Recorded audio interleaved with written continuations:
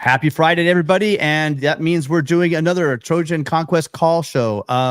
This call show is really about you guys. We are not going to be the last, but we're definitely the first to give you guys a caller-driven, all caller-driven call-in show where you guys get to pick the topics and we'll listen to your thoughts, your feelings, your rants, whatever you have to do. Also, if you have any questions for Matt or myself, please feel free to ask away. But the phone number is right up here, 888-997-4538 or 888-99-RILEY. The idea here today is we're going to try to get through as many calls as we can. So we're not going to hurry you up, but we appreciate it if when you do call, have your question, your comment, and ready to go so that we're not wasting a lot of time. Matt, so we made it through another week. Tomorrow's a big game, taking on the Utes. I was talking about it in one of my videos. Basically, the idea would be, is this going to be a get-right game where we get revenge, or is this going to be a game where this offensive line gets exposed a little bit more? What are your thoughts on the game tomorrow? Well, I went into the game, like a few days ago, thinking that, if Cam Rising's not going to play, and it appears he won't, that it's going to be hard for Utah to score enough to win. And that as long as Caleb Williams can avoid interceptions, which is he did not do against Notre Dame, but if Notre Dame did not have the gifts Caleb Williams gave them, it would have been very hard for Notre Dame to score enough. So as long as Caleb Williams and USC's offense don't turn the ball over, I'm thinking the Trojans are probably in decent shape. That was my thought process going into the week. But I saw something really alarming yesterday, Thursday, where Lincoln Riley said, hey, we're unbeaten in one of the toughest conferences in the country. Now, narrowly, that's a factual statement, but USC's played the lower half of the Pac-12. Like, USC has not played an especially good Pac-12 team just yet. What does that tell you? To me, Tim, that sounded a lot like a guy named Clay Helton. Like, that is sunshine pumping. And that really concerns me, that if you're Lincoln Riley, you should not be taking the positive view of things here. This is not a time to be positive. This is a time to light a fire under some fannies and get this team to finally play tough, physical, passionate USC football, which we have not seen against a good team yet, once this year. Colorado is an average team. I'm not going to call Colorado a good team. You can't blow a 29-0 lead at home to Stanford to be a good team. Colorado is 4-3. When you look at the back end of Colorado's schedule, Colorado's probably going to finish 5-7. That's not a good team. So USC has not played a good game against a good team. Here we are. It's October 20th, week 8, and Lincoln Riley's trying to spin things positively. I mean, and hey, we talked to Dave in Iowa on our call-in show this past Sunday, right after the loss to Notre Dame, and he was worried about what Lincoln Riley was saying in post-game media availability. And you and I, Tim, we both agree. It doesn't matter what you say to the press. What matters is that the product on the field, when it counts, when the lights are bright, that's what ultimately matters. And so if USC goes out there and hammers Utah, great. But Lincoln Riley sunshine pumping, Clay Helton style, that does not give me more confidence about Saturday. It gives me less. So that is an interesting little plot point late in the week before kickoff. No, we got to call. Whoever called, I didn't pick you up in time, but call back in. Yeah, I mean, I fully agree with you. This team has not looked right. The beginning of the year, we were playing some teams that weren't very good. They were putting up 28 yards. We're getting 200 yards rushing against USC. Teams that should have no business doing that. The defense looked like a sieve. And then when it looks like the defense is starting to get together, as the defenses got better, we saw that our line became exposed. Losing Quinones was a huge thing. Oh, we got a call coming right now. Hold on 1 second. Hello, thanks for calling. You're on with Matt and Tim. What's your name and where are you from? Hi, it's Will. How's it going, guys? Will, how you doing? Will, calling to gloat again, are you? Well, I actually just finished watching your Monday show before, and I'm like, oh wait, the call-in show's today, so I thought I would call in today too. Yeah, my bad. I switched it up on Matt. And I'm not calling in. Go ahead. So I'm thinking about this Utah game for you guys because I don't have a game to worry about this week. It's about first of 2 bye weeks for my Irish, but I'm just thinking that the offensive line just has to do enough for your SB to give Caleb like enough time to be able to attack, and especially with that safety out, and Utah just kind of being a 9-day team home and away, I'm feeling pretty good about the Trojans this week. I mean, I know the sunshine pumping's scary. Like Marcus was sunshine pumping the offense before on game week up to Shillelagh. I was like, oh gosh, no. But luckily we need the offense. So that does concern me a bit about the Trojans, but I still gotta feel pretty good, especially without Cam Rising. Yeah, you mean the defense can do enough. It doesn't have to be perfect, but right. The defense just has to do enough, which it play like it did against Arizona and the Irish. I think the Trojans should be good this week. Well, I'll tell you again. The word I've been hearing, it's been a big catchphrase in football for a couple of years now. Sunshine pumping. It's gone to like either people. I guess if you don't say that, well, you know what, USC's lost the game, I guess we should pack our bags and the season's over. That you're a sunshine pumper. I don't think anyone I've heard sunshine pumping to me is like, what are you guys talking about? Look, we're 6-1. We're still going to the playoffs. There's nothing wrong with this team. That is sunshine pumping. If you want to sit here and say, well, hey, at least we scored 20 points, right? We got 20 points. That's sunshine pumping. But to say that this team is improving on defense and that the one proven piece of this team traditionally has been the offense, and that now we're having a problem, but then you point out the problems where our problems are on the offensive line, and we don't have that key playmaker, that true number one guy. Like if you guys watch Trojan Blade this week, there's just not that true Trojan, that true, wide receiver one guy on this team that can take over a game, kind of like what Matt talked about it last week. A Jordan Addison that can take on a double team and still get open because he's a superior route runner. He's got burners for speed, got great hands, and he can cause separation. Those pieces are missing. But it's not like we're playing, it's not like we're playing a murderer's row. I mean, I still think that USC has an opportunity to win these games. And a lot of the fans that are freaking out, and it's a shame. I used to enjoy reading our, I'm probably going to ask for more of it now, but I used to enjoy reading the comment section of all my videos. I reply to all videos. This week I kind of gave up because literally we've been infested with OU fans, like literally infested. And they're having a good old time because, hey, they beat Texas, but that's their only top 25 win since Venables has got there. One. They lost 6 games last year, and they got 1 win against top 25 team. And the good news for them is they're not going to probably play another top 25 team the rest of the year. So, they might as well punch their ticket to get to the championship game, where they'll probably meet Texas again, and we'll see who wins that.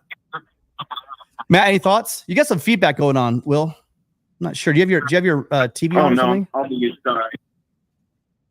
Any thoughts, Matt? No, I guess my phone's being locked. I'll mute. If USC fans are upset at Oklahoma fans having a good time, well, this team just needs to put up and deliver the goods, man. Like, that's what it's all about. Like, it's not as though this is all happening just for kicks. It's happening because USC is struggling and Oklahoma is doing well. So USC can do something about that. USC can play better. Let's see it. Yeah, I don't know. I'll tell you what, I went out there. If you see me, if Oklahoma loses a game and I go onto other people's boards and start like trolling them constantly, I would hope that if they were doing so well, because again, I think they're whistling past the graveyard, because I'll be interested to see when they actually play someone solid. I think Texas is a good team, but that was a neutral site. We'll see how good this Oklahoma team is. That's all I'm going to say. I'll leave it there. Well, so Matt, I'll throw this at you and Will. What do you think Oklahoma's record would be if they played in the Pac-12 this year and played USC, Oklahoma, Oregon, Washington, Utah, Oregon State? What do you think their record would be? You think they'd still be an undefeated team? I think they would be 9-3, maybe 10-2. Yeah, and that's exactly what I think USC is going to be. So, so they can get all excited about the fact that, and this is all I really want to talk about until they show up. But The fact that Sooner fan wants to sit back and do this thing like, aha, you guys are 6-1. Yeah, we're 6-1. You guys are what, 7-0? There's your cookie. The fact that they play in the Big 12, which literally I think has what, two teams in the top 25. You know, I don't know. I believe it's kind of empty. I can double check. Yeah, I think it's Oklahoma and Texas in the top 25, and they won't face another top 25 team the rest of the year. Any other thoughts, Will? Honestly, I'm rooting for SC this week because I'm rooting for you, and that your comment section isn't bad. I mean, Lincoln Riley does grind my gears a bit, but I'm cheering for you, Tony, and LBC and Matt for this week, just to get the pressure off you guys. I mean, I like Clay Helton, but he wasn't a good coach. When Lane Kiffin was fired, that was a celebration night in my house. My dad couldn't stand Lane back when he was at USC, but we like him now. Of course, he's more likable now. But yeah. Hey, Will, I don't feel pressure. I just know that I'm going to have fewer page views at Trojans Wire. So, but like, my life's not going to be, markedly worse other than the page views. But I don't worry about any comments that get thrown my way. That's for damn sure. Yeah. All right. Well, as always, I always appreciate your support of the show. And who are you guys playing this weekend? We have a bye, then Pitt, then the big game against Pitt. All right. Well, I hope you win the bye, and I hope to talk to you soon. Thanks, Will. Thanks, guys. Thank you, Will. All right. Phone line is open. Yeah, I think that I think Sooner fans, they went already, that they're already back. They're telling me in the chat, OU was rebuilt in 2 years, Matt. They're ready to win championships at OU right now. Hey, they're gloating, and they have a right to, and that's it. We should just be talking about USC. So what would you like to talk about USC, Matt? Winning and doing things that will make it harder for the outside world to criticize USC. But right now, we're not seeing that. And I think so Tim, let's dive into the Utah game and the state of the USC program. I think another cause for concern is that, Josh Henson at a media availability earlier this week, he said, once again, spots on the offensive line are up for grabs. I mean, it's not a good sign, right? Like that no clarity is emerging, that the ones aren't clearly rising above the twos. It's week 8 and guys aren't really seizing positions clearly. They aren't distinguishing themselves. That is not what you want to be hearing in week 8. And again, it was good to rotate bodies early in the season because this schedule was going to be a grind with the 9 straight weeks. USC is still not going to get a week off until Thanksgiving. So you do need to keep guys fresh. But by this point in the season, there needed to be a clear hierarchy on the offensive line. We certainly expected it, but we don't have it. And it does bring up the point, Tim, that, if the veterans aren't going to do it, then play the young pups, play the young guys. You gotta try something different if what's currently being done isn't working. Now, I realize that Utah is a veteran defensive line, so maybe this might not be the time to throw young guys into the fire. And maybe next week against Cal, that might be the real spot to give younger guys some work and give the veterans a little bit of a breather before Washington and Oregon. But you can't do the same thing over and over again expecting a different result, right? And that's certainly something to watch for in the Utah game. If they throw the same lineup combinations out there on the O-line and they get the same mediocre results, you got to start playing the youngins because the older guys are not getting it done the way we thought. Like Justin Dedich, we thought he was going to be an absolute stud this year. Just hasn't been that way. I want him to succeed. He's a great Trojan. What he did last year stamped him as a great Trojan. That's not going to go away. But this year, we certainly look to him as being an anchor, and he hasn't really been that anchor. Jonah Monheim has been I would say clearly the best offensive lineman, but Yep. what other guys need to join Jonah Monheim up front. All right, we'll finish. We'll talk about that in a minute. We got another caller. Caller, what's your name and where are you calling from? What's up? What's up? What's up? Matt and Tim, it's Avery. How you doing, man? I'm doing well, Avery. How you doing? Hi, Avery. Hey, no complaints, no complaints. Matt, as usual, definitely loving your take because I mean, you painting the reality pictures, you painting the real. So I definitely agree with that. Everything that you said tonight. Okay. Do you have any questions or comments? Concerned about some of the same stuff. Matt is like the coach speak. It's just I'm kind of worried about the game this week too. I can see this going both ways. No, Utah isn't better than us or any means necessary. But I've been telling you from week 1, week 0, that we don't have that toughness, and Utah's about that. I can see this being an ugly game. I can see them keeping us from scoring. I can just see this being a tough one, man. I really do, especially in the trenches because that's where we're imagining that's where we're struggling. And one thing about it, on both sides of the ball, they're going to be well coached. That's one thing you can always count on is they will have great coaching. We know we're going to expect with Scally and with Whittingham. They're going to be ready for the Trojans. There's no doubt about that. What do you think about their situation at quarterback, though? Any thoughts there? I think it's trashy. I think so. Let's be realistic. They don't really have a scheme that could just for a whole game take us down the field. Everything they're going to do probably this week is going to be somewhat gimmicky. Something to put their guys in the better advantage. Something from a scheme perspective because they don't really have it to do run up and down the field possession wise. I just think it's a trench game. I think it's a trench game, and I definitely think the longer we go without scoring, that puts us in an odd situation. I did want to ask Matt this, and I leave. Does he think that the lack of depth on the O-line has kind of contributed to some of the lack of influence of play because guys don't feel like they're going to get moved off their spots because they're such young guys in the background, or it's just all in situation on the offensive line? I just think it's guys aren't as good as everyone expected them to be. I think that's the long and short of it. Because we saw excellence on the offensive line last year with Andrew Voorhees, Brett Nealon, also Bobby Haskins. I mean, those were dependable guys. Whenever they took the field, you knew you were getting a good game from them. And we saw the difference in USC's offensive line when Voorhees was on the field, particularly against Notre Dame. And then the next week when he wasn't on the field against Utah in Las Vegas for the Pac-12 championship game. I mean, it's just stark, significant difference.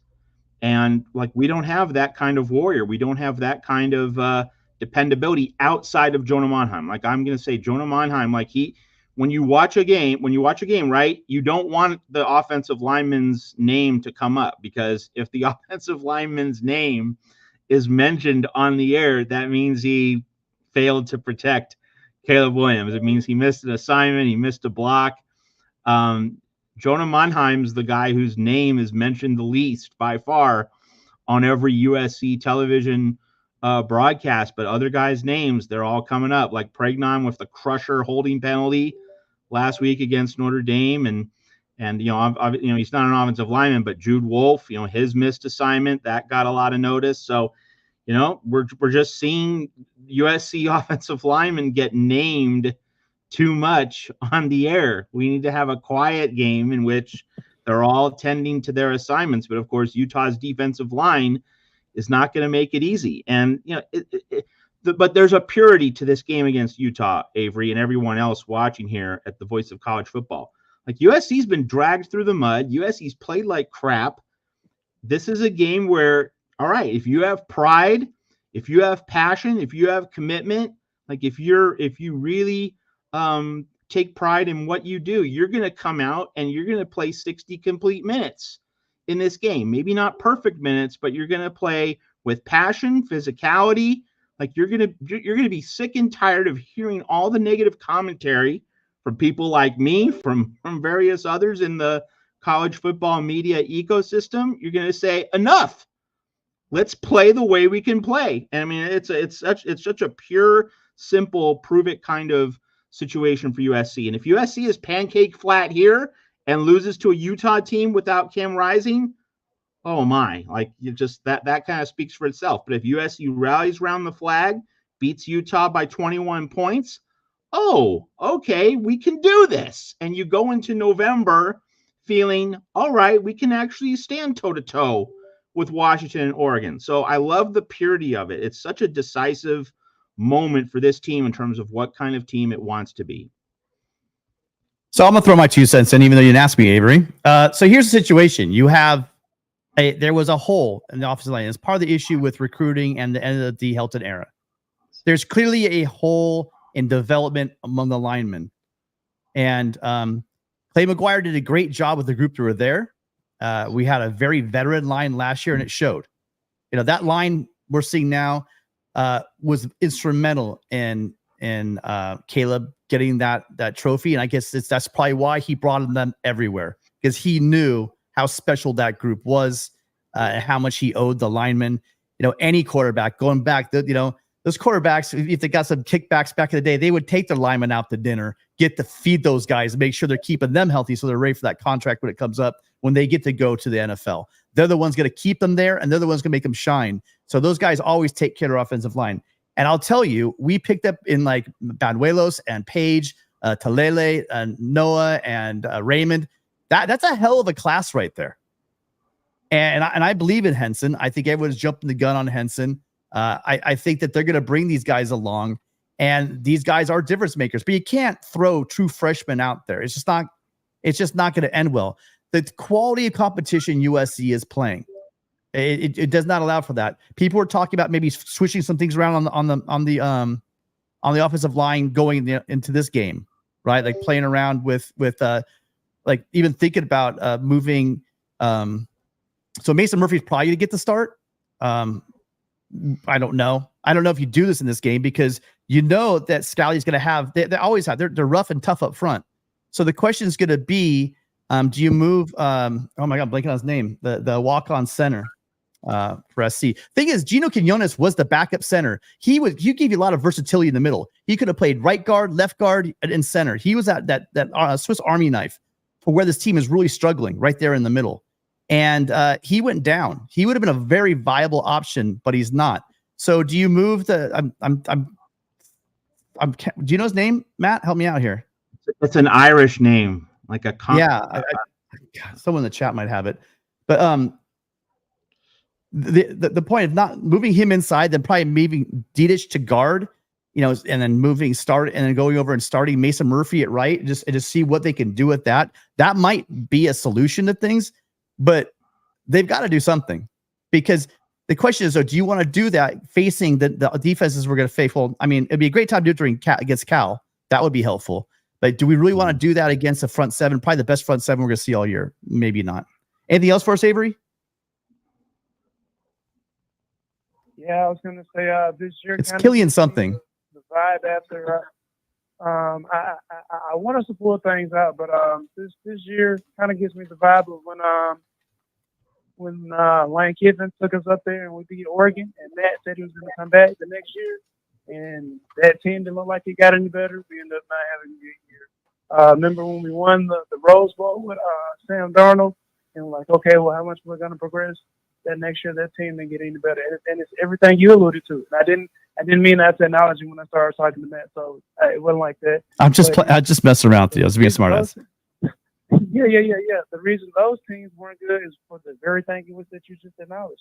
The offensive lines those years never got any better, just like with this one. And I'm not saying that by default that they did this on purpose, but it's kind of like, wow, what the hell did y'all practice all fall? Like you didn't know? And then if that's the question, well, how bad is the defense really, or how bad is the defense not? If the offensive line is as bad, it's just kind of like questions should have been answered. And the reason I say a lot of that is because I hold these guys to a higher standard than the last couple of regimes. All the stuff that we're seeing now, we saw this in the old days with future staffs.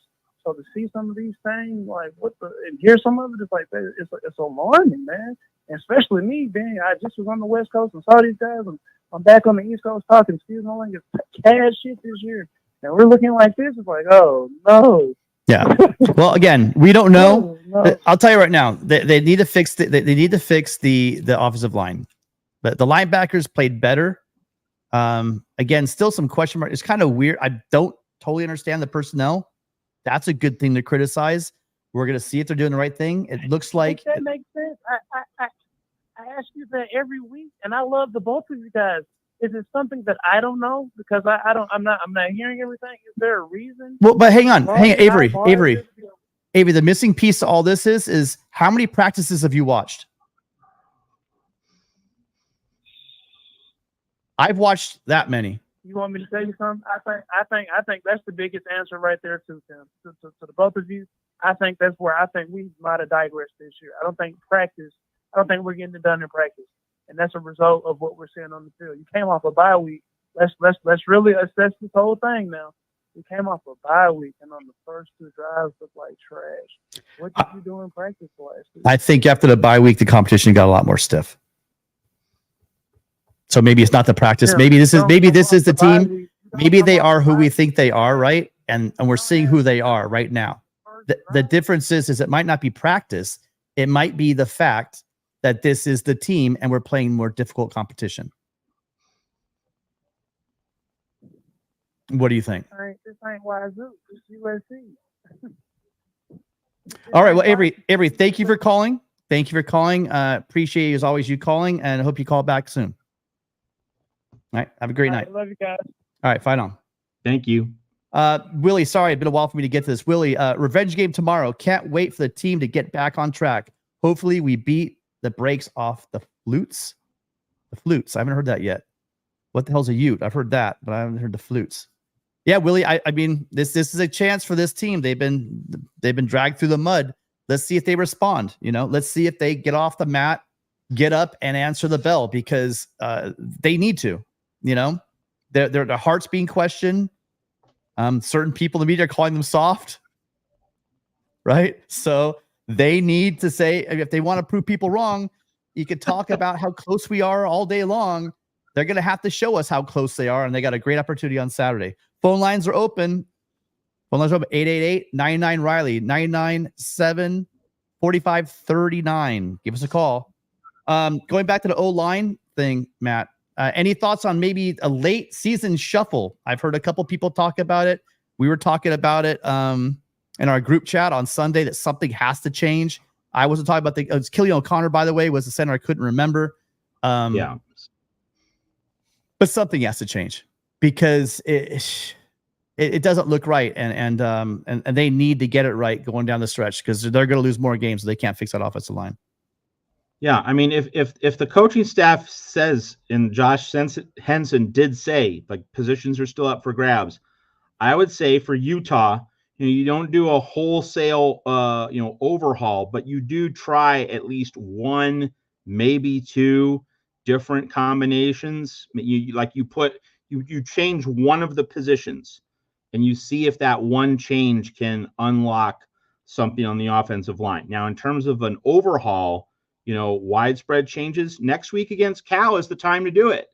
Like, that's the game in which you can experiment before Washington and Oregon. You have the added point of you can give some guys who have been playing a lot some rest and maybe a chance to see the game differently from the sidelines. So I think against Cal, you can do wider, more expansive experimentation. But I think against Utah, I'd like to see something other than the previous five, like at least one different player up front, not a wholesale, total, extreme makeover, but have at least plug in one different guy in one different spot. See if that does anything. But I mean, if it doesn't work on the first few drives, then you can go back to your previous five. Not that that's an ideal situation, but I'd say tinker and tweak for Utah, but then try something radically new and different against Cal. And you have to gather information instead of just trotting out the same thing over and over again. All right, caller, you're on with Matt and Tim. What's your name? Where are you from? This is Kev from SoCal. All Yeah, I just got a couple points I'd like to hear you guys' opinion on. First off, I've been hearing, the same song and dance I've been hearing since the earlier games in the season against the weaker teams about playing offensive line Jenga or Tetris. Is that going to be sorted out? Am I missing something? I mean, I know you discussed it a little bit earlier. That still seems way too late in a really coach-based issue. That's the first thing. And again, I'm not going to completely come down on it. The second point I want to make is it's less of an X's and O's and more of a locker room and, culture thing. I know, Tim, you've defended that before, but I've listened to the midweek Q&As. I've listened to the post-game Q&As. And when you got players and specifically the leaders of the team like Riley referring to the Notre Dame game as just another non-con, I'm starting to lose faith that they really get what being an SC Trojan is about. Are there solutions to that? Is there something that has been addressed, or am I the only one that's seeing this? Great show, guys. Yeah, thanks for the call. To address the second part, I know he called it a non-conference game. I don't know if he called it just another non-con. I'm not sure if that's what I heard, but I think he was referencing the fact that they're still undefeated. If you're going to lose a game, losing a game out of conference might be the better call. As far as the culture is concerned, I'm sure there's a lot of questions about that because again, they're being called out on it. The year and a half they've been here. One thing about this team that's becoming a bit worrisome to me is they're just not they're losing focus late in games, and losing games they could have won in the past, and now they're coming out flat. Now they're coming out just face planting. One thing you could count on earlier in this year is that they would get out to a quick start, and that helps out your defense because again, then that puts their offense maybe gets them out of their game plan. The fact that they've come out flat a couple of times now is worrisome. Matt, any thoughts on all this stuff? Yeah, I mean, 3 of the last 4 games, they were not prepared to play, and they got punched in the mouth repeatedly in the first quarter. Arizona State, Arizona, Notre Dame. And there's not a whole lot of subtlety here. The USC is taking punches instead of throwing punches. USC seems to be waiting for something to happen instead of making something happen. And Lincoln Riley's teams at Oklahoma, also last year's USC team, they just come out, they throw haymakers. They get on top of you, they swarm you, they throw their athletes at you, and as an opponent, you're looking up after 5-7 minutes and it's 14-0. And where's that? Where has that been? Like that was there against Colorado, but just completely unprepared against Arizona State, Arizona, and Notre Dame. So, and in terms of the caller's point about, not understanding what it means to be a USC Trojan relative to Notre Dame, I mean, just go out there and kick Utah's butt. That will tell me you're a USC Trojan. But if you're coming out flat for this game after all the negativity, it's such a natural and obvious motivation point. Us against the world, we're disrespected. No one believes in us. This USC is at that point. I think USC is a soft team, and I hope Trojan players, have picked up what I said. Not that I'm expecting them to, or that I think I'm a big shot. No, I'm not. But I hope they prove me wrong. I hope they get angry. I hope they get PO'd. And that they come out of that tunnel roaring, and that they thump Utah by 25. I'd love to see that happen. That's exactly what I would want to see happen. It doesn't mean I think it will happen, but that's what we'd all like to see. We're waiting for this team. We're waiting for these players to play up to their potential. It hasn't happened against a good opponent yet. This game against Utah would be a mighty fine place to start. Yeah, I want to know who USC has. Who back in the day for McKay and for Robinson, you had Marv Gu, and then the Riley he had Coach O just lighting fires under guys' asses. Who is the guy that gets on these guys? I would love that'd be a great question if someone knows that answer. I'm going to ask around actually because every team needs that guy that guy that fires guys up, gets them going because. These guys, it's crazy because I'm still seeing some great performances out there. Christian Roland Wallace had an amazing game. The linebackers played better. There were some errors, but they played better. I like, and Bear Alexander's continues. I won't name this school, was making cracks at Bear Alexander. Bear Alexander is playing out of his mind. Guys like him, we're going to end up wasting the actual talent of guys like Bear Alexander and Caleb Williams if we don't get together. Hey, Kev, thanks so much for calling. You have anything else to add, or are you good to go? No, that's just pretty much the point. That's what I'm waiting for, is that fire, right? I mean, even when you had, Carroll would lose a game, to go back in history, and obviously, you had guys like McKay saying we don't lose to those guys, and Carroll would even get pissed and really dress it. I just don't see that in this staff. And again, as a Trojan, I think that's what really matters, is that fight on attitude. And I just hope it shows up. I hope somebody steps up and takes on that mantle and makes it happen. Even guys like Kiffin would say, things, because he's family affiliated. I mean, that's a guy we tend to not give enough credit for. But that's my whole point. I need somebody to step up. I need somebody to say Trojan family, fight on. And until we see that, playing X's and O's and moving, like I said, it's not going to work. All right, fight on. Thanks for the call, guys. All right, fight on. Thank you so much. We got a super chat. We're all Matt, Adam wants me to control myself tonight and start criticizing Riley for his all offense, no defense approach. Well, first off, thank you so much for donating $28 to the channel. Really appreciate it. The problem with your comment is I don't agree with you. So I'll start criticizing him as soon as I believe he doesn't believe in defense. How about that? Okay. Next caller. Good evening. Thanks for calling. You're on with Matt and Tim. What's your name and where are you from?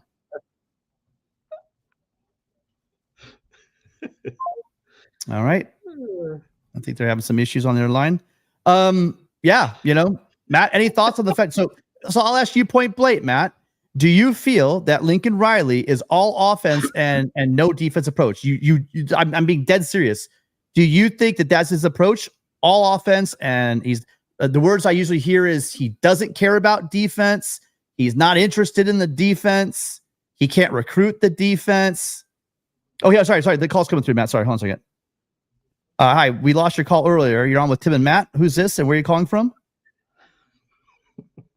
How you doing, fellas? You guys doing a great job. We appreciate it. We're doing our best. How you doing tonight? Good. This is Manjeet from Imperial County. Manjeet, nice to hear from you. What are your thoughts tonight? My thoughts, the fella on the left side with the hat was defending Lincoln Riley today. Lincoln's doing good. Where were we at before? And whose fault was it? Who hired Lincoln, Helton, Kiffin? It's not our fault. It's USC's fault. And then moving forward, look at the recruiting class, brother. Where are we going? Caleb's leaving. Why are you defending Lincoln Riley? Well, do you know who? He knew in Oklahoma. Oh, look at it. Hold on. Yeah. Oklahoma, that defense was bad. Winters are garbage. He still keeps him on picking staff. And you lose to Notre Dame like that? I'm a 40-year fan. That's embarrassing. I couldn't watch it. I fucking broke my TV. Mm-hmm. Well, no, I mean, go ahead and respond. Sure. So you're saying you're worried about there's no recruiting. Is that what I heard correctly from you? I'm worried about where this program. No, I'm worried about we're not winning national championships. Okay. Lincoln Riley's paid $10 million. How much they're paying him? $10 million? Yeah, it's been reported he's making 10 years, actually 11 million, 10 years and 110 million. How does the school have, we should be contending for playoffs every year. How does that not happen? Well, you said Lincoln knows he knows his defense and stuff. So you told me you've been a fan for you told me you've been a fan for 40 years, right? So you lived through the Hackett years, didn't you? Yeah, I was there with you. I lived through Lou Holtz when he kicked our ass. And UCLA with Toledo. Yep, 8 in a row. The guy before he passed away. I was there for all those 8 in a row, well. and the Notre Dame 13 in a row. Yes. Absolutely. And Pete Carroll kind of fell in our lap, didn't he? Absolutely. That was our third choice. Yeah. Exactly. Yeah. Why can't SC compete? So, Jesus Christ. So we're all over the place on this one. How long would you think? So you watched that last year in 2021 with that team we had on the field, correct? Were you one of the fans decide I'm not going to follow USC football because we're not winning enough for me? Were you one of those guys, or did you watch all those games?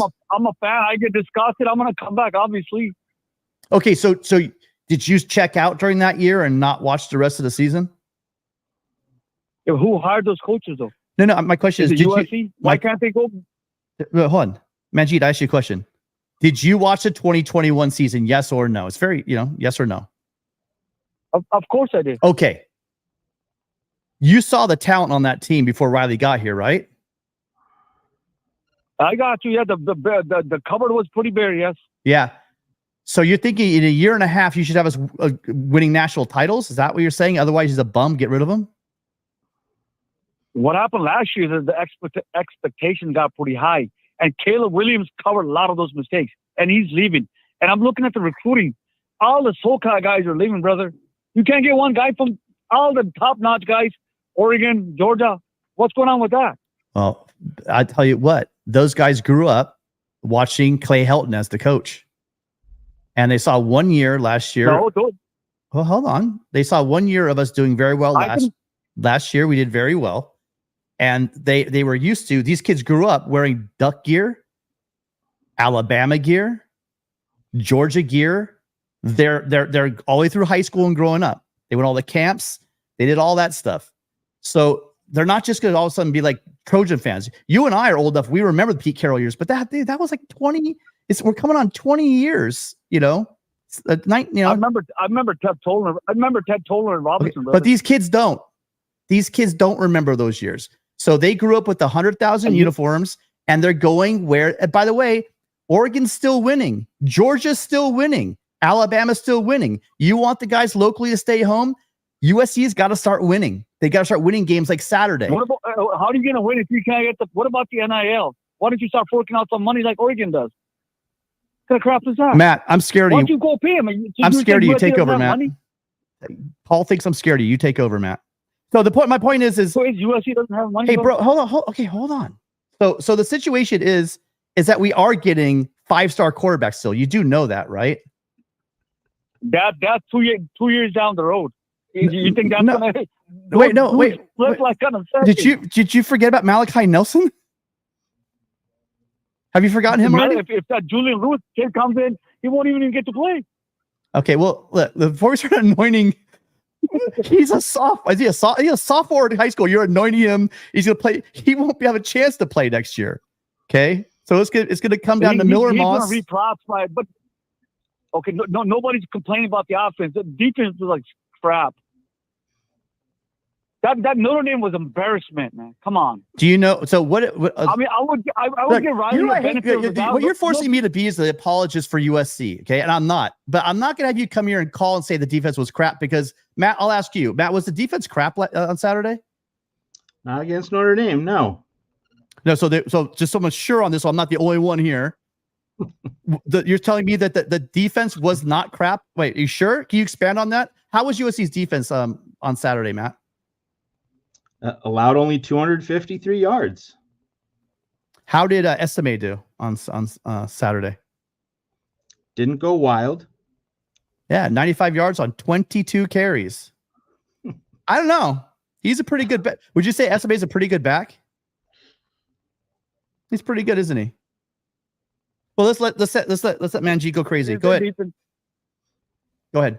Can I ask you one more question? Well, no, tell me why the defense is crap. No, let me ask you another question.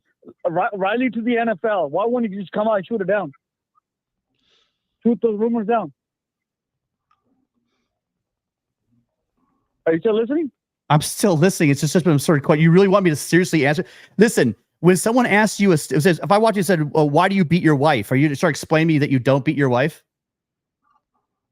When someone makes an asinine, when someone makes an recruiting, when someone, you don't think recruits are listening to that? When someone makes an asinine statement like that, you don't answer every question someone asks you. Just because of an internet rumor, you want Lincoln Riley to go out there and say, I'm not taking an NFL job right in the middle of the season. Come on, man. Matt, what are your thoughts on him not denying these rumors, Matt?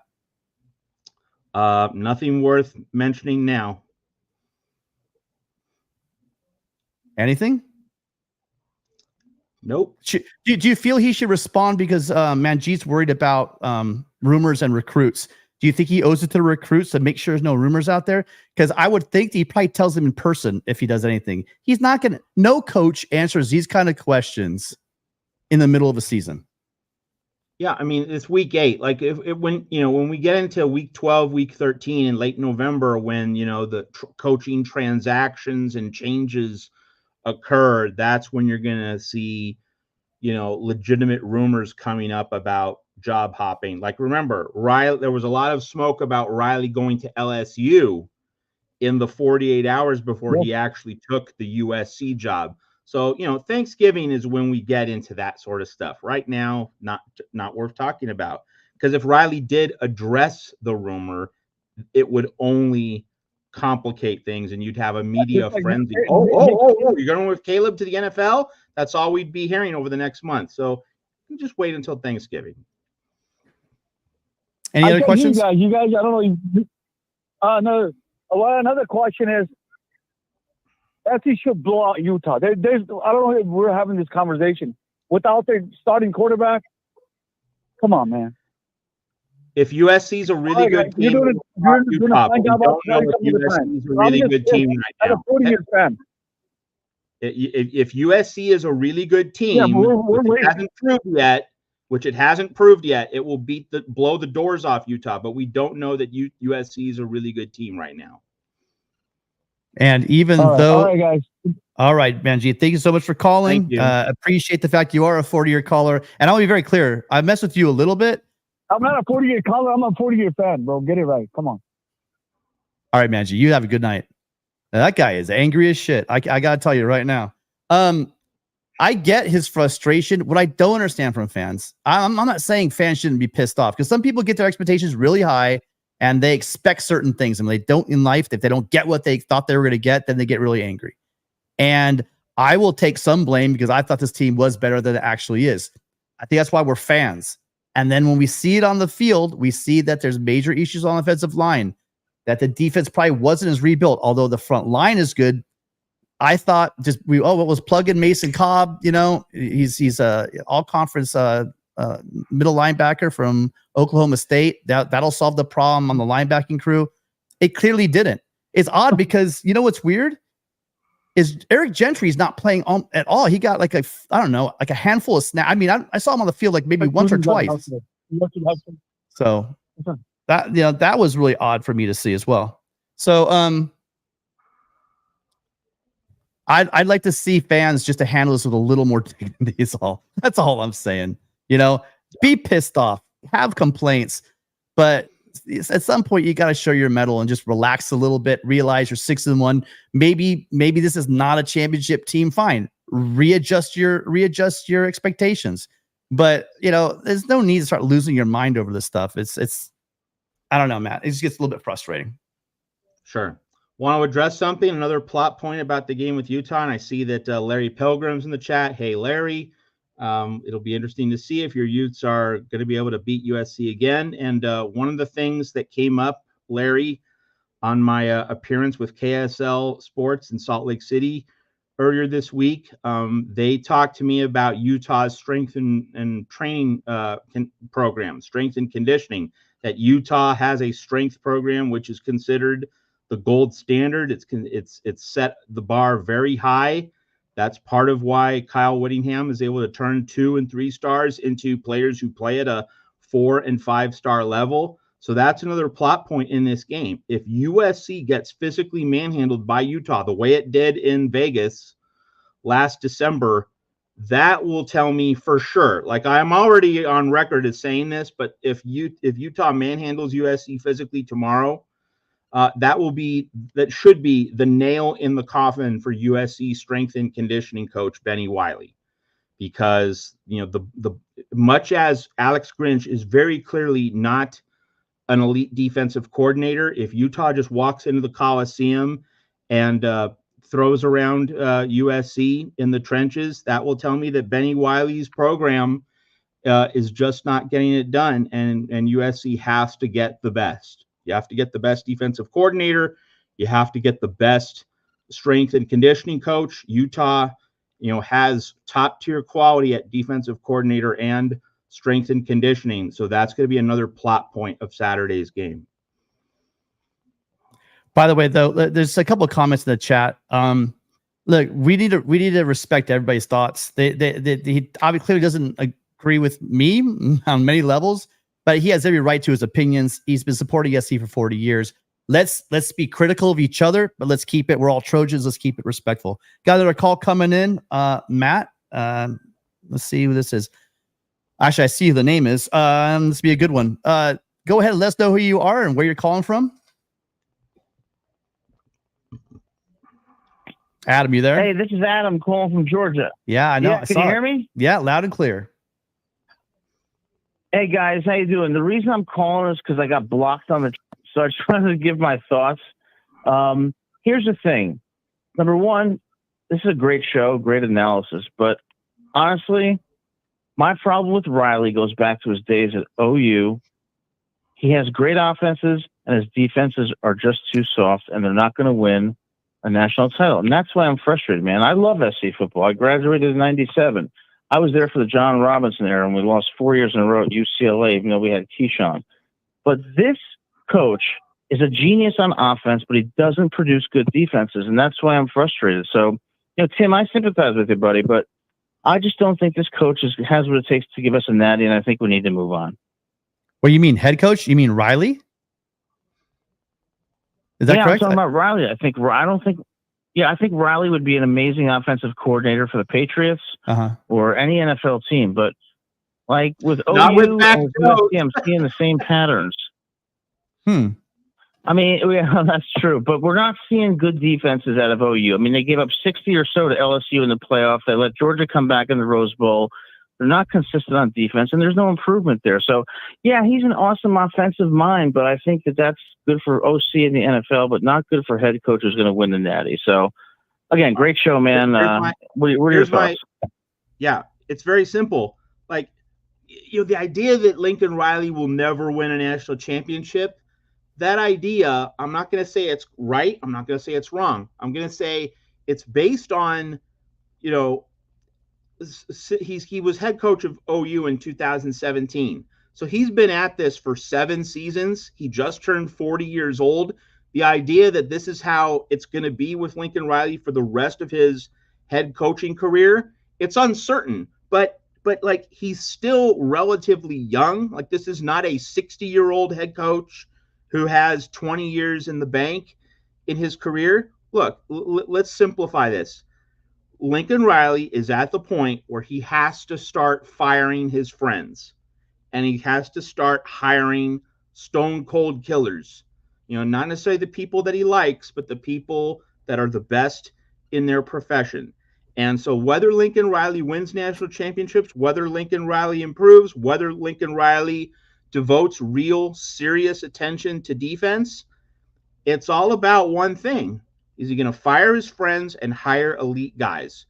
So if he fires Alex Grinch and replaces him with Jim Leonard or with Tom Allen once he gets fired as head coach of Indiana, like, that's good. That would change things. But the thing is, a lot of people don't think Lincoln Riley is willing to fire his friends, right? Like, so that's the thing. I think that is the underlying thing that people are upset with and also worried about with Lincoln Riley. They don't think he's going to pull the trigger. They don't think he's going to make those big changes. But after this offseason, like this is in 2 months, folks, mid-December.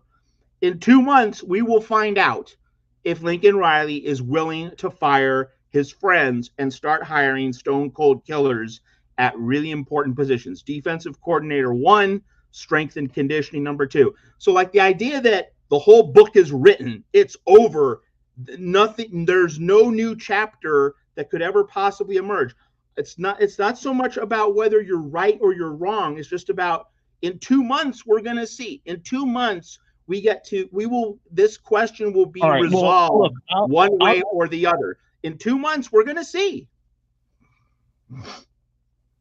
All right, that's a fair point. I'll give you that. But all I'm telling you is this, and I won't spend too much time, but his defenses weren't good at OU. I think of the Tulane game last year. I think of the Colorado that we gave up over 40 to Colorado. Maybe you're right. Maybe he needs to hire new defensive coordinators. So I'll compromise with you.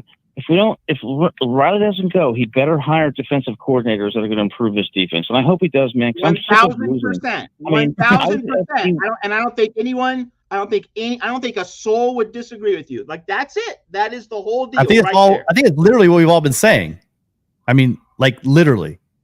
I said that at the very beginning of the year, and the writing's on the wall. Well, wait, hang on, man. So I said at the beginning of the year, if he doesn't turn this thing around, that they're going to replace him.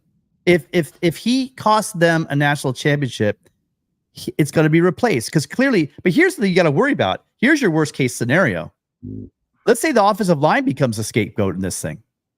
That's your real worst case scenario. That USC starts getting shut out, and you know, because listen, I wasn't sold on Oregon, but they've got a solid defense. Utah's got a solid defense. You know, who knows the way the offensive line's playing? Maybe we go up to Strawberry Canyon, they give us a bunch of trouble. That's your wild card you got to worry about. Is if the offensive line continues to struggle, and it's not clearly that we have a championship offense, and that the defense is holding us back. That's what you need to worry about. That Adam, if you really want to be worried, because that could be the one thing that's going to mess this whole thing up. I went into the season thinking either A, we've got a championship team, or B, we're going to get a new DC. Well, this is the wild card I didn't see is the offensive line struggling, Matt. And so if the offensive line continues to get physically overpowered, what does that mean? That means Benny Wiley's got to go, and we got to get in a new strength coach. Because I think Grinch being fired is pretty clear at this point. But if the offensive line continues to get ragdolled and mown down over the next month, that means Benny Wiley has to be gone as well. Well, okay, so I know, Matt. Listen, that's a great point. I love the whole. Again, I love the series. I love that series you have the Oklahoma guy, and I'm not sold on Benny Wiley. Okay, I'm not. But did you ever stop to think maybe it's not the strength and conditioning? Maybe these just aren't the dudes, Matt. Well, that's part of it, and that also throws Josh Henson's role into question. But we do have to realize that Lincoln Riley at Oklahoma, you know, he had the 3 straight playoff appearances, 2017 through 2019. Now, in 18 and 19, Benny Wiley was the strength coach, but in 2017, Jerry Schmidt was the strength coach at Oklahoma.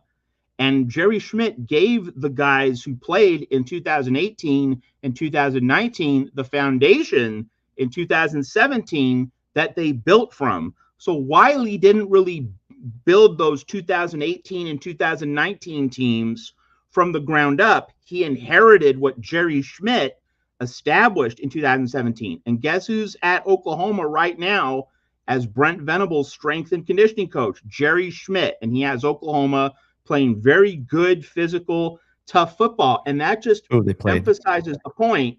It emphasizes the point that Jerry Schmidt, like, this is indisputable, Jerry Schmidt is a far better strength and conditioning coach than Benny Wiley. And much as Alex Grinch is not nearly as good a defensive coordinator as Jim Leonard, Dave Aranda, various people you could mention, it's time for Lincoln Riley to hire the guys that are clearly a lot better than the rest. Grinch, average, mediocre defensive coordinator. Benny Wiley, average, mediocre strength coach. It's time to hire the best assistants. That's how this thing gets turned around. Can I ask you guys one more question? Sure. Ask away, man. As long as you got good questions, we'll keep them coming.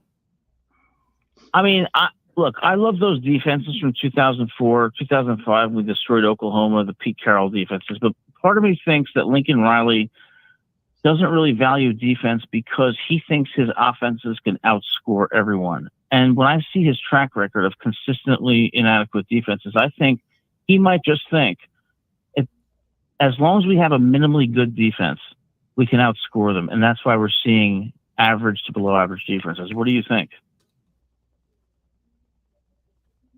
I mean, Matt? He's leaning too much on one side of the ball, and it brings up, like, so when we get what we had in South Bend last Saturday, when the offense doesn't do well, that's it. Like, you don't have a chance. Like, you can't win games in the mud, 13-6, 20-13, you know, and other teams are able to win in the mud when their offense isn't really playing well. And actually, you know, Alex Grinch had that one kind of win last year at Oregon State. 17-14. That was a game USC won in the mud, but it was the exception that proves the rule, because the other losses the losses from last year were all games in which USC scored at least 42 points. And so, and that's how Lincoln lived at Oklahoma. Like his losses were generally 41-38 type deals, when the offense was okay, but not great. And it opened the door just enough for an opposing offense to swipe a win against a very flawed defense. But like the constant for Lincoln Riley over, the past several years from late 2018 through today, it's been Alex Grinch. And you just got to get an elite defensive coordinator. Like, folks, if Lincoln Riley brings Jim Leonard aboard, I'm not predicting that he will, but like if he had Jim Leonard, we're not having a lot of these conversations on the defensive side of the ball, because Jim Leonard is an elite defensive coordinator. He's a stud. He knows how to handle that side of the ball. He knows how to get players to tackle, to play physically, everything that we've seen at Wisconsin. I mean, it's just, he knows the Big 12, Big 10. If you hire an elite defensive coordinator and if you hire an elite strength coach, those two things should fix most of the problem. Maybe not all, but most. And we just need to wait and see in December, maybe early January, if there's a bowl game conflict or whatever, if Lincoln Riley is willing to pull the trigger on these moves. Yeah. And hey, listen, thank you, Adam. I was going to say, Adam. Great points, guys. Thank you so much. I'm going 37-27 USC tomorrow. Take care. I was just about to ask him that. That's pretty crazy. Adam can read minds. Well done, Adam. I say 37-27. All right. Take care. Thanks for the good points, guys. All right, Adam. Good call. Yeah. Hey, Larry, I saw you out there. And Gabe, I saw you out there too. If you guys want to call in, I don't think we have any call. Oh, no, we do. Hang on a second. But love to get you guys' thoughts on the game tomorrow if you guys want to call. Thank you for calling. You got Matt and Tim. What's your name? Where are you calling from? Chris from Oklahoma. Chris from Oklahoma. Everyone, buckle up. This is going to be a bumpy ride. Let's go. Let's go, Chris. What do you got for us? Hey, it's great. My second call to you guys. And, back in the past, there were some great Sooner games at USC. Yeah, they're a little before my time. Kind of it's kind of a thing. It's a thing of the past, and it's just not the same the way he left the Sooner team and the way he did it. We don't like it. Actually, we kind of hate him now, and we love Utah because they're coming to the Big 12. So I can't wait to see that game next week. It'll be interesting. I'm pretty sure this is the senior year for Caleb, which we don't care about anymore either. I'm not trying to be hard on you guys. I'm just telling you how we feel out here. And, clearly he said you can't get good players in Oklahoma. Well, look at us now. Hey, question for you, Chris. Chris, question for you. Did you see that quote, or was he quoted saying that? I'm being dead serious. First off, thank you, because you sound like an educated Sooner fan who knows how to have a conversation. I thought this was going to be a bumpy ride, and I appreciate you proving me wrong. But I have a question for you. That quote that you gave me just now, is that someone quoting him, or you actually saw those words come out of his mouth? You can't recruit to Oklahoma. You heard him say that? Or did you hear, or was that reported he said it? Hold on. I didn't. I've heard other people say it. Right. Be careful with that. That's all I'm going to say. That doesn't sound like a thing a coach would say, especially while he's still at the school. And I know he didn't say it after he left OU. And I can't imagine any head coach worth their salt saying, I can't recruit. I went to my college, right? Does that make, that just doesn't pass the eyeball test to me. I don't know. It just doesn't. Have you ever heard of a coach saying, I can't recruit good players to my school? That's what several people have told me is why he left OU to USC. Okay, so you think that's his motivation for us? He didn't actually say out loud, you can't recruit players to Oklahoma. It's what he said behind closed doors, and that was repeated to you. Is that correct? Something like that. Okay. All right. Just checking. You got other thing. A lot of other things people are talking about. He kept saying how he had to get the police at his house because everybody was against him and so mad when he left. But so they followed up with the police department in Norman, and there were no calls from him to get the police to protect him. So, that's just kind of whatever. We're glad he's gone. And, honestly, we're glad Caleb's gone. And I know Really, you're Chris? senior, right? Chris, wait a minute. You're glad that Caleb's gone? Are you sure? Have you not seen OU play this year? I've seen Dylan Gabriel, and he is no Caleb Williams, but yeah. Yeah. I tell you what, if you had Caleb Williams, I think you would be an absolute legit contender for a playoff spot, like real legit for a championship. I think we're going to get there. Okay. I think we're going to get with there Dylan this Gabriel. year. With Dylan Gabriel as your quarterback. Yeah. Okay. Watch some OU games. I have. I've watched a couple. We beat Texas. We kicked their ass. Well, you won by 4 points. I'm not sure if that's technically kicking their ass, and that you did hold them to a beautiful. And I'm giving you credit for it. That goal line stand was simply amazing, but I wouldn't say you kicked their ass. Well, that game's just, if you're not part of Texas or Oklahoma, nobody that doesn't understand what that game's like. It's true hate. Mm-hmm. Now we're going to the SEC together. And so we kind of like each other, but, we're really looking forward to next year and getting out of the Big 12. Yeah. Well, hey, listen. And I'm very glad the Big 12 is going to be strong without us, but we're glad to get out. Yeah, I think you guys. I think you guys are turning things around. I think Brent Venables is definitely doing a better job than I thought he would do. And best of luck to you guys the rest of the year. But we're going to have to move on. Thank you so much for calling in, Chris. Any thoughts? Any last final words, Matt? Oh, just congratulations! Like Oklahoma's doing great, Venables is doing great. More power to them. Yep. Enjoy your season. Hey, you too. Thank you. Thank you, Chris. Great call. Thank you. Yeah, I wish more Sooner fans were like this guy. He's not pulling punches. He's saying what's up. He's saying what he thinks of Lincoln Riley, and I respect that. You can have all. He was your coach for a number of years. I'm sure you can give a lot of insights. Wish more Oklahoma callers were like you, Chris. Appreciate your call. Another call coming in. Hi, you're with Matt and Tim. What's your name? Where are you calling from? Hello, yeah. Victor from West Covina. Victor, thanks for calling. Okay. Am I live? Yeah, you're live. Okay.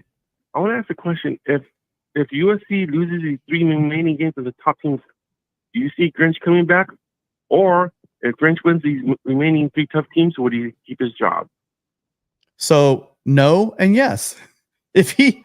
So hold on. Okay. So if USC wins these games like 53, 49, like in that range, then probably I don't know. Okay. I don't know. But if we win these games and the defense plays stout, because remember this, Oregon and Washington are 2 of the better offenses in the country. So they're going to get theirs. They're going to eat. I know. I'm talking more about Utah. If Utah puts like 35 points up on USC, that's a red flag. Oh, boy. If Cal puts up 40 points or 35 points, that might be a red flag. If UCLA oh boy, puts up 40 points. So yeah, I mean, that UCLA game might be very interesting because that's another team. Those are 3 teams I think that have offenses and defense. The good thing about UCLA is their offensive line's messed up. Matt, what are your thoughts on, let's say he wins the next 3? Are you, regardless of how he does it, well, not next 3, sorry, you mean if he wins out, correct? Or next 3, meaning because I mean, because Utah and Cal are likely, and then we have Washington at home. No, my game, I want to see how they do against Washington, UCLA, and Oregon. Especially Oregon, because we have not played well on the road. Matt, what are your thoughts? Exactly. USC. USC needs to win 11 games for Grinch to keep his job. It's USC has to get 11 wins, whether it's winning the next 5 to go to 11-1 and then losing in the Pac-12 title game to finish 11-2, or winning 4 of the next 5 to go 10-2, get to the Pac-12 title game, win it, and finish 11-2 that way. Whatever it is, USC has to win 11 for Grinch to have any chance to save his job. Really quick. Anything under 11 wins, he's gone. Period. Hang on, Matt. What if we lose a game like Ohio State and Notre Dame? What if the final score is SC 14, Oregon 17, and we lose and we win 10 games? But the defense plays well, but our offensive line struggles and lays an egg. Okay, on the off chance that we get to the Pac-12 championship game and Grinch coaches up an amazing in Austin performance, sure, but in the absence of that, he's gone.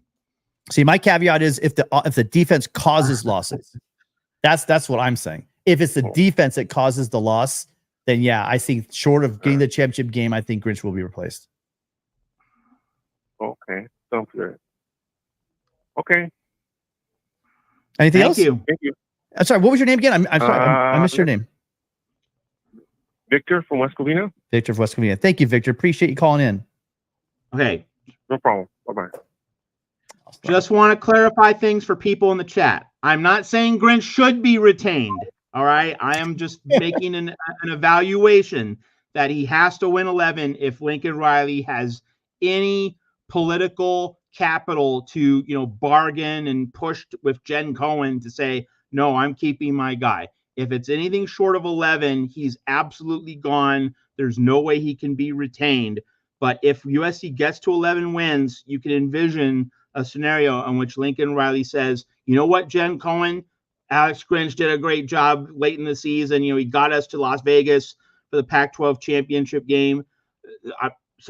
I'm talking about the politics of this, not about what USC should do. I'm on record as saying Grinch should be gone, period. Right now, nothing that happens in the next month is going to change my mind. I mean, because I'm not expecting USC's defense to suddenly become the 1985 Chicago Bears. All right.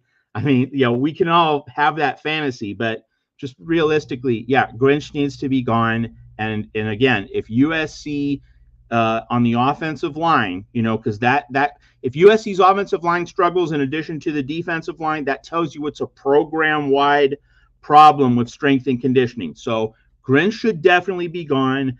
Benny Wiley, the strength and conditioning coach, is on the hot seat, and USC needs some really strong muscular efforts against Utah, Washington, Oregon to save Benny Wiley's job. But just in terms of the politics, and if we game out scenarios, USC has to win 11 for Grinch's job to be even under discussion as, in terms of being retained. Anything short of 11 wins, Grinch is politically gone. Like the Lincoln Riley has no ground, no leverage to fight for him.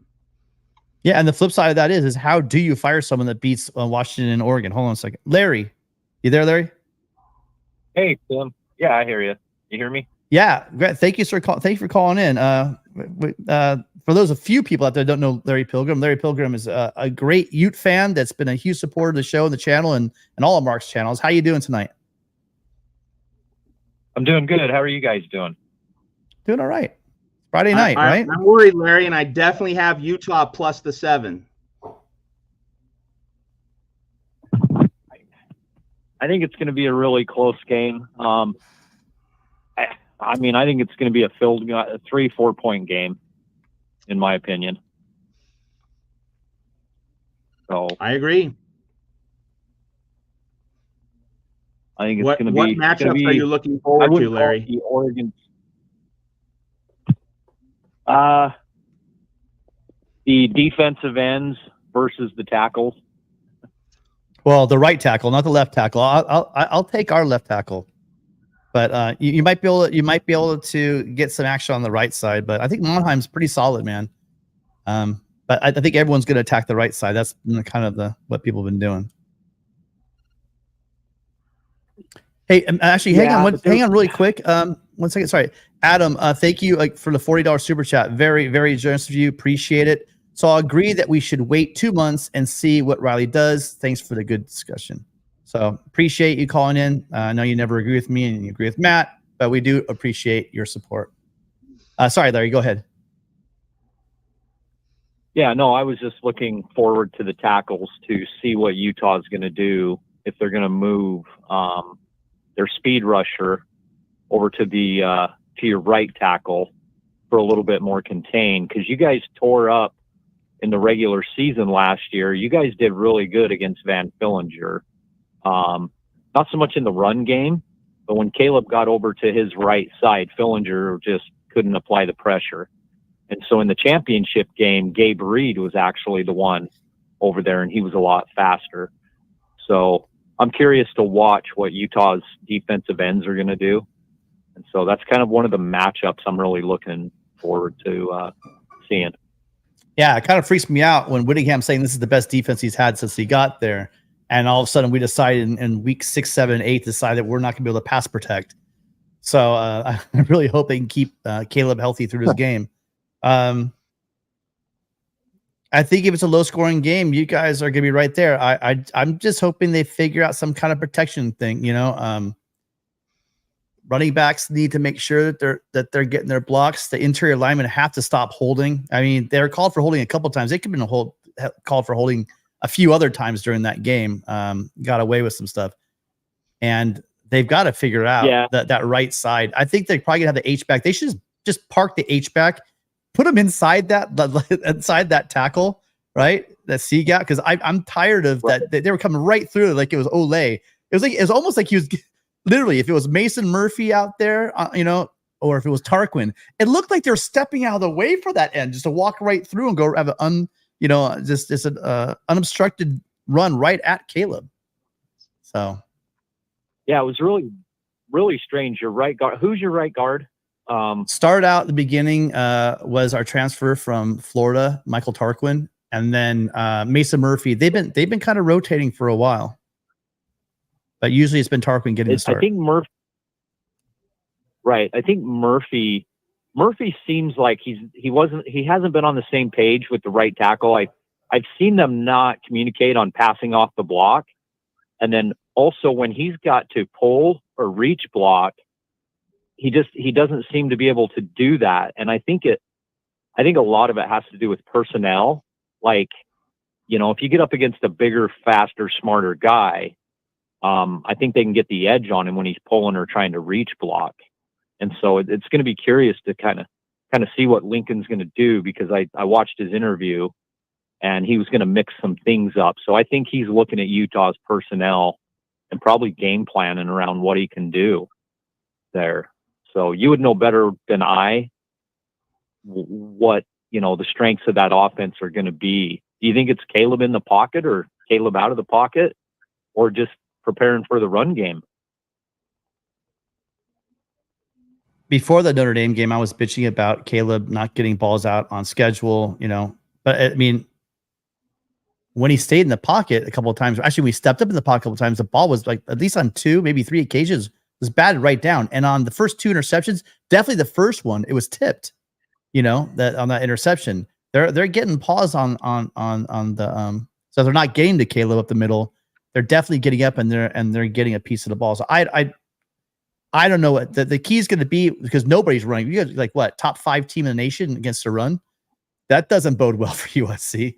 We've been struggling to get run lanes last couple of games. So I don't know, Matt, what are we going to do on offense? Well, if I was Lincoln Riley, first off, I'd have a lot of money, so that would be pretty nice. But if I was Lincoln Riley, what I would do in this game is focus on making sure you get 5 yards on first down.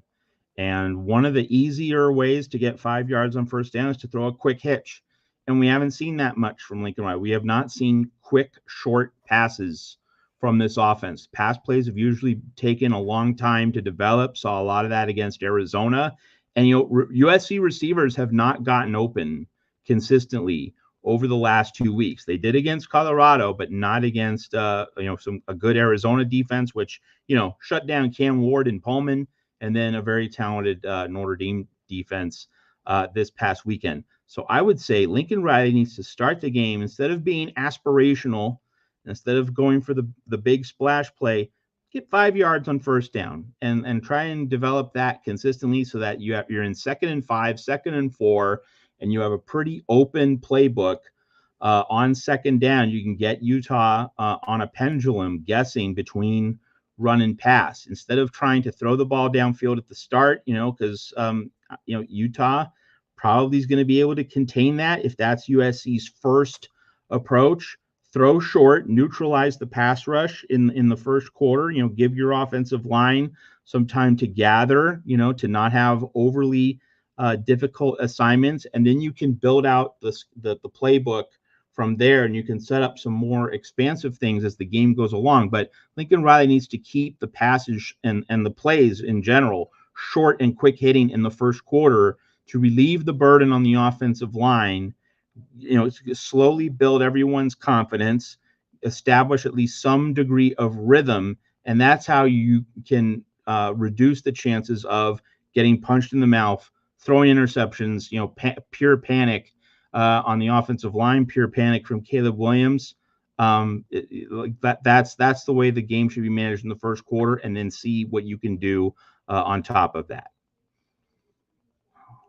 And I think he's had trouble, even going back to last year and not taking that, that 10 yard out or whatever, or just like, hitch that the guy's open instead of always going for that 20, 30 yard play downfield. Like you're saying, Matt, just stay on schedule. Take that 5 yard, take that 7 to 8 yards. Yes. Just take the underneath stuff and let's move the ball. Because this defense, that might help to mitigate the issues they're having in the run game. You can't run for that. Fine. Take that little, just have the guy go, move in, settle down, or a quick pass, get it out there. It's going to make everyone a little more honest out there as well. So I'm with you, Matt. It'd be nice to see that. That's his next development. Even Riley said, look, he's not perfect. That's not annoying him. He has stuff he needs to work on. He's a relatively, young quarterback at the position, and he needs to learn to take the stuff that's there for him, especially when he gets to the NFL. You have to learn. You got that clock in your head. You got to get the ball out because you're not going to have a lot of time. If you're a Chicago Bear quarterback, you're not going to have a lot of time to throw. So yeah, learn to take 5 yards. That's not a bad result. Absolutely. Mm-hmm. Yeah, I saw a lot of that against Notre Dame. I saw guys that were wide open 5 to 10 yards, and Caleb was trying to push a 15, 20 yard pass. I saw that on multiple plays, and I mean, he's young. So we'll see what happens. And like Matt's saying, start sucking them in with these little 5 yard dump offs, these little plays, start sucking the defense in so that you can take something a little deeper. So Larry, let me it's going to be interesting. Logan, I'm not advocating for this. I mean, but I am saying he does need to take the thing. Just drop that off. Stay on schedule against this defense because points are going to be tough on Saturday, and I'm telling you, if we're in the 20s, that's how Utah might win this game. So Larry, let me ask you, so Bryson Barnes, it seems to be, is going to be the starter. How much Nate Johnson do you think should be mixed in, particularly as a running threat, having a package of running plays for Nate Johnson? USC and Alex Grinch have not done well against mobile quarterbacks. How much of a role do you think Nate Johnson should or will have on Saturday? I don't think I don't even know if we'll see him on the field. He got pretty nicked up against Oregon State. He hobbled off the field at the end of that game. I don't know if he's quite healed up yet. I don't think we're going to see much Nate Johnson. I think they've given that to Sione Vaki, and Sione Vaki can throw the ball as well. And what's really strange, I don't think I'm giving the playbook away, and I'm sure Riley's aware. Jaquindon Jackson used to be a quarterback. So, I mean, if you see him in the Wildcat, that does not mean that he's just going to run the ball. Yeah. I've kind of been waiting for them to pull that out. They haven't pulled that out yet. Well, So This could be clearly, the time. Larry, Ludwig must know that we play very disciplined ball, right, Matt? We really stay home.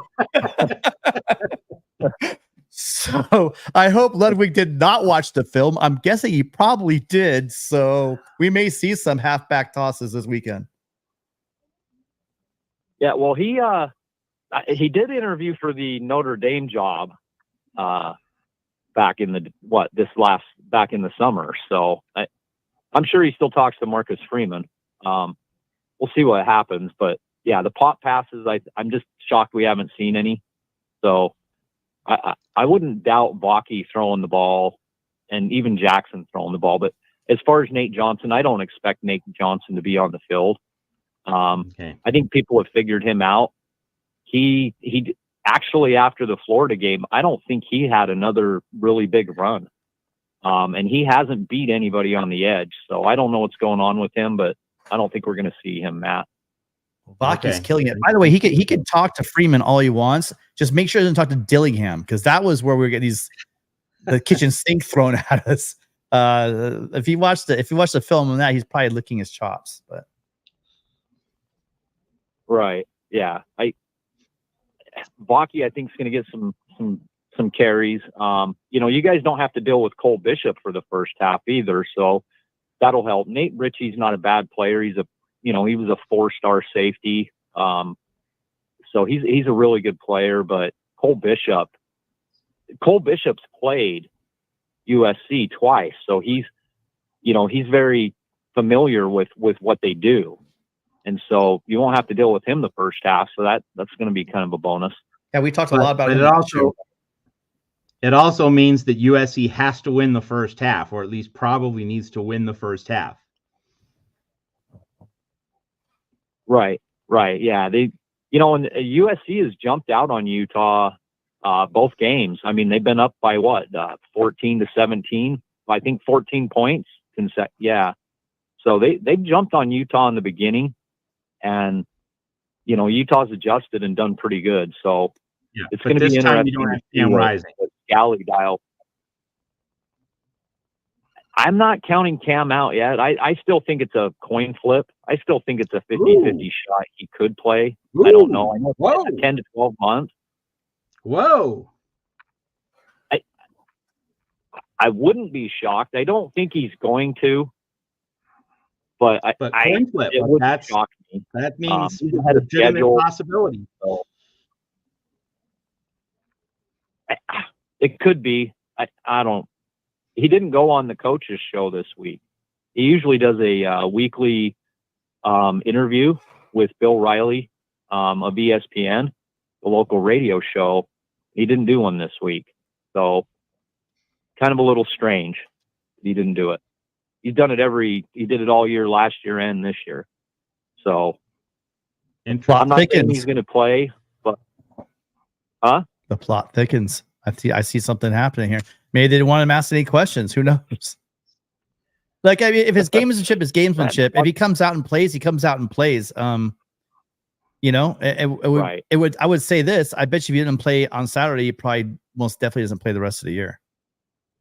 Like, why would he really? Honestly, it's hard to say. Keithy's another one. I mean, I know we talk about Rising, but Keithy, that guy can just, when you have a receiver, when you have a guy that can get open, he's always been able to get open.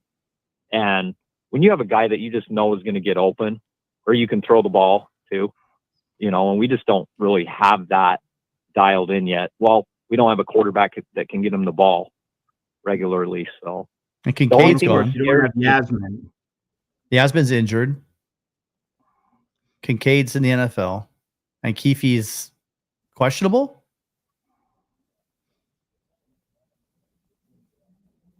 Larry? Oh.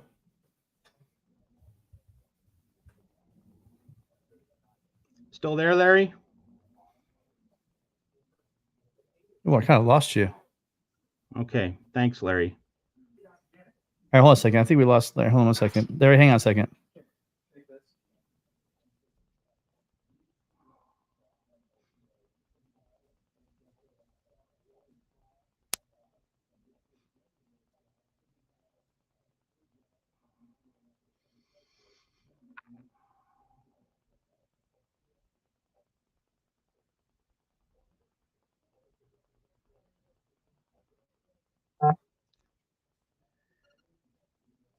Hello. Is that you, Larry? I'm here. Larry's here. Can you hear me? Yeah, I can hear you There we now. go. Okay. Yeah. All right.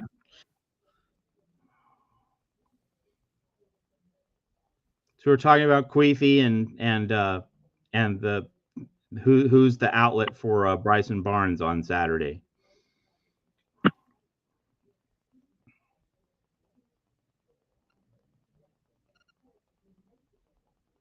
Nobody's home. Hello. Hello, can hear you.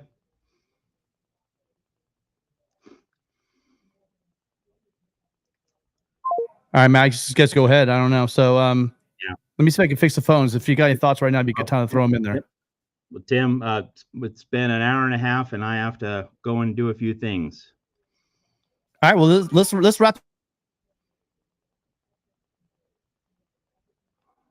I guess I'm having trouble hearing you, Matt. Can you hear me? I can hear you clearly. Oh, good. Okay, well, yeah, let's wrap it up. Hour and a half, you guys. Thank you so much for everyone being here. Sorry about the phone issues, Larry. If you're out there, appreciate you calling in. Yeah, thanks, Larry. Good luck. Yeah, it should be a great game on Saturday. Again, my thoughts: if Jesse doesn't get 30 points, I think that we're going to be looking at a lot of trouble after bouncing it around. I'm believing that all of a sudden Lincoln Riley didn't just forget on how to call the game. I know he's faced, as much as we will talk about this and issues, he's also fished, Riley's now gone up against Scally twice. And so it's not like he's not familiar with the defense. I know there's some holes to fix, but if Lincoln Riley is the guy we think he is, if he's legitimately the guy that we think he is, he should be able, and I'm again, no disrespect to Utah. This defense is legit. I know that Whittingham has a culture of being tough and physical, and that's something that we're struggling with, Matt, like you've talked about.